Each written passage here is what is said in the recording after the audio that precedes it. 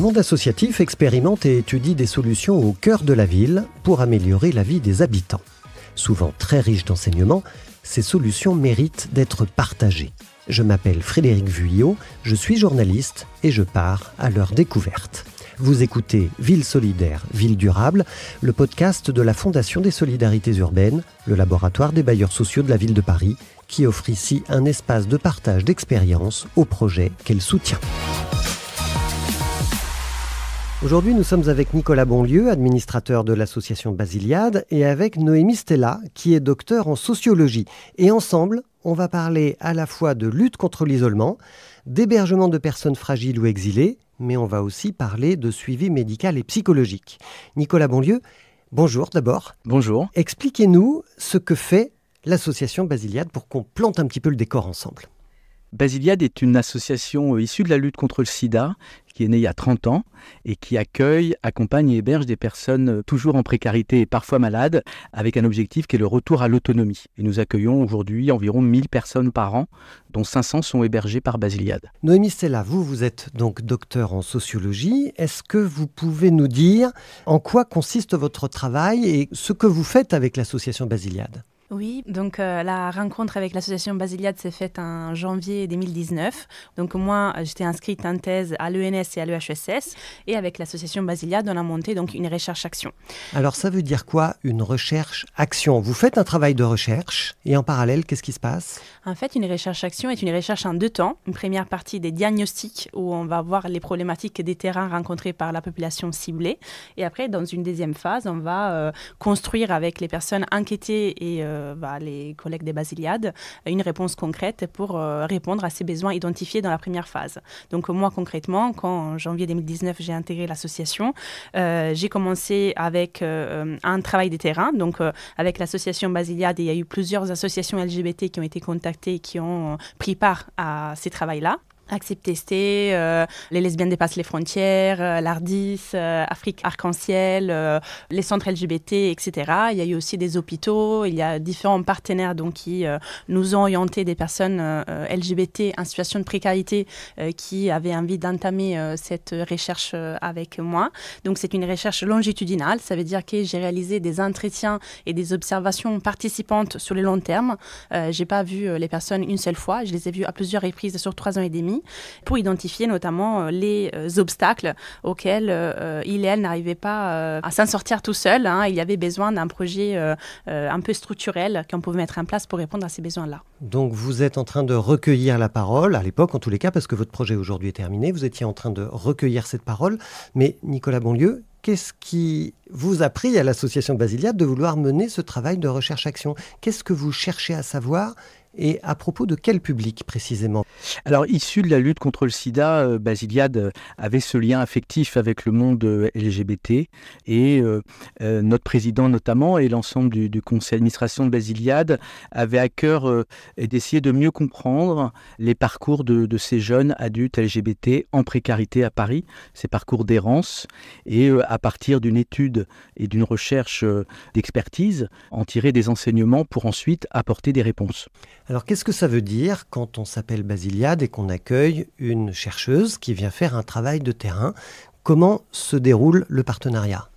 Le partenariat, c'est faire confiance à la chercheuse et donc la laisser travailler sur son travail de recherche et donc mener ses interviews, faire des points réguliers sur son avancement dans cette recherche et au fur et à mesure que cette recherche avance, c'est commencer à travailler et à imaginer des solutions et des réponses aux besoins exprimés par les personnes suivies. Et pourquoi est-ce que vous avez voulu cibler en particulier cette population LGBTQI+.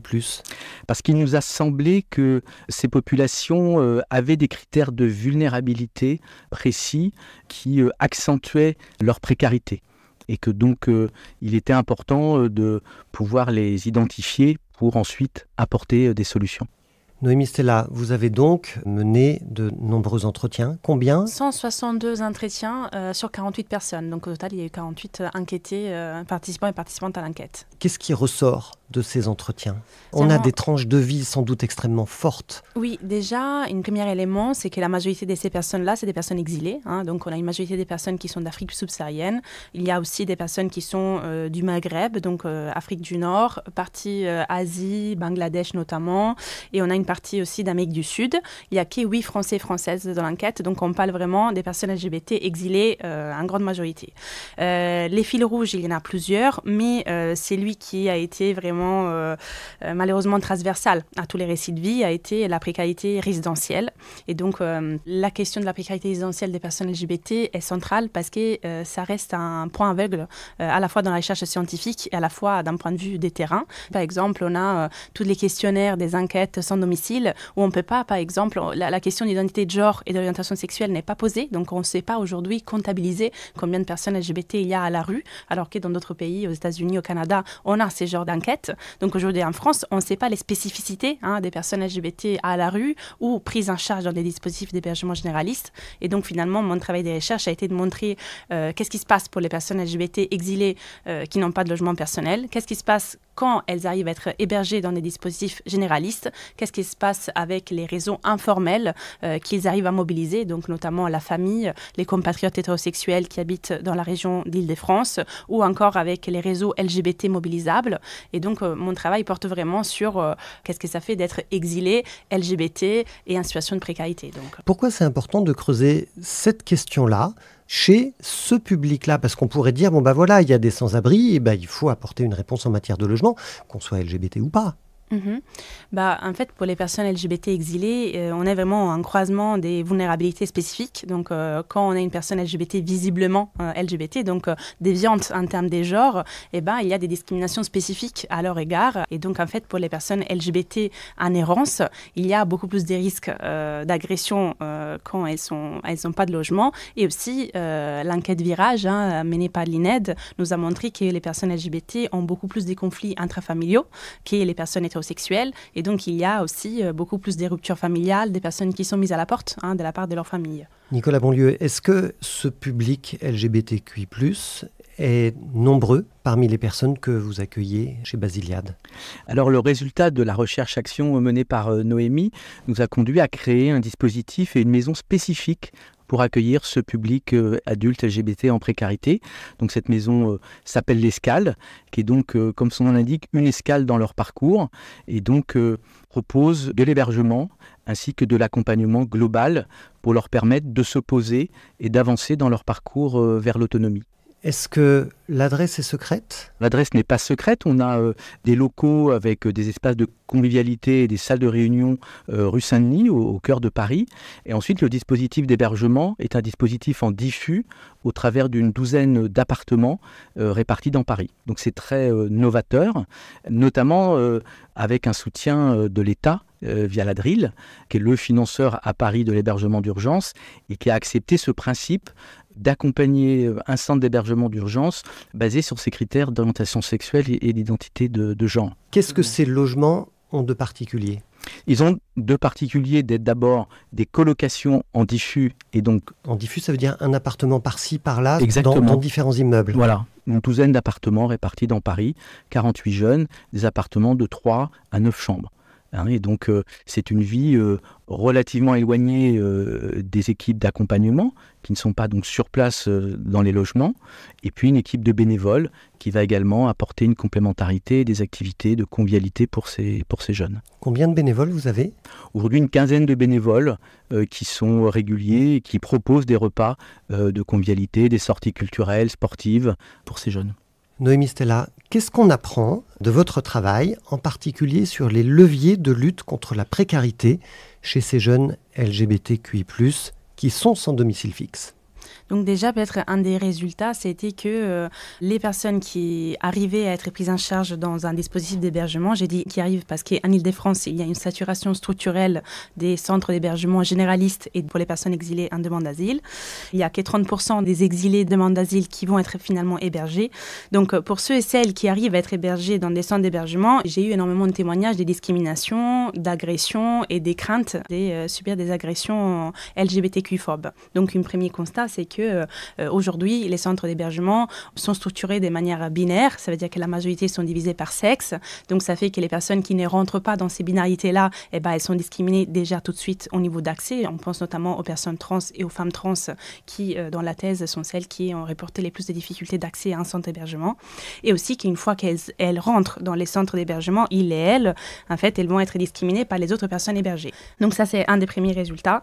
Le deuxième résultat, c'est que, on disait, c'est des personnes LGBT, mais c'est aussi des personnes exilées. Et donc, on a un peu une mise à l'écart institutionnalisée des personnes précarisées par leur statut juridique en France. Et donc, les personnes qui sont sans papier, elles sont souvent prises en charge dans les dispositifs les moins protecteurs. Ça veut dire les nuitées en hôtel ou les centres d'hébergement d'urgence généraliste où il y a une durée de prise en charge plus courte et un suivi qui est un peu moins important que, par exemple, dans les CHRS ou dans les CHU spécialisés comme est l'Escale, car il y a une équipe pluridisciplinaire sur place.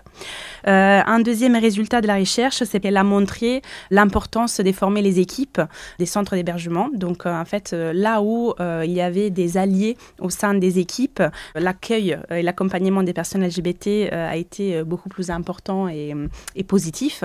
Donc, il y a vraiment un enjeu à former les équipes, à la fois les travailleurs et travailleuses sociales, mais toute personne qui travaille dans le centre d'hébergement. Donc, aussi les personnes à l'accueil et les personnes qui font les ménages. Il y a parfois eu des alliances avec les personnes qui faisaient les ménages et qui permettaient à des personnes, par exemple, gays, très efféminées, de prendre la douche à des moments séparés que les autres, de manière à ne pas avoir des problèmes d'attouchement ou des violences sexuelles à ces moments-là.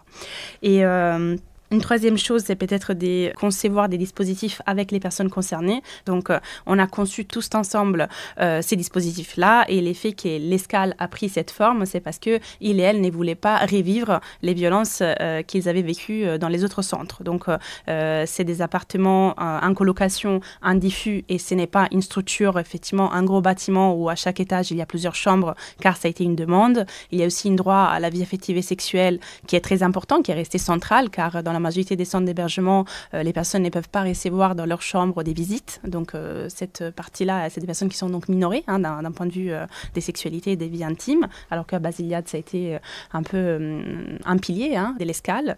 Et aussi, les respects de l'inconditionnalité de l'accueil, car dans la majorité des structures, comme on disait, les personnes sans papier, elles ont un peu moins de place et c'est plus difficile d'accéder à des structures protectrices, alors que là, c'est une inconditionnalité véritable au-delà du statut juridique de la personne.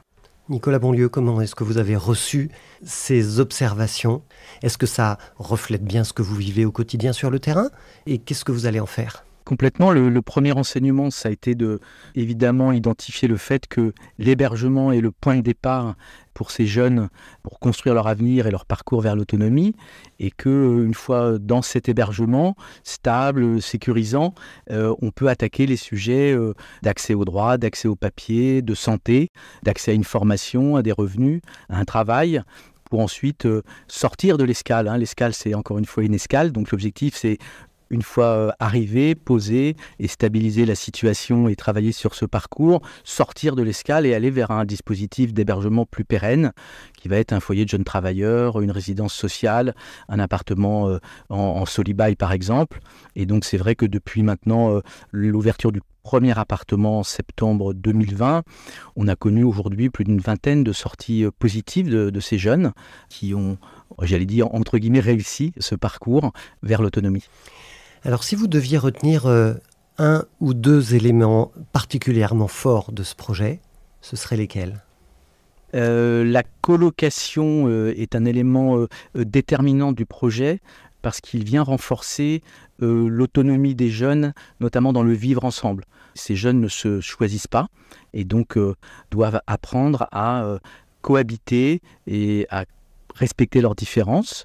Ce sont des jeunes qui sont issus essentiellement de parcours migratoires, qui viennent de différents pays, de différentes cultures, de différentes religions, ne parlant pas souvent la même langue, n'ayant pas souvent la même orientation sexuelle ou identité de genre. Et donc, cette colocation, c'est un formidable creuset pour apprendre à vivre ensemble, avec aussi ses points plus perfectibles, parce que la colocation, elle est éloignée des personnes qui accompagnent, des professionnels, et donc parfois peut créer des difficultés.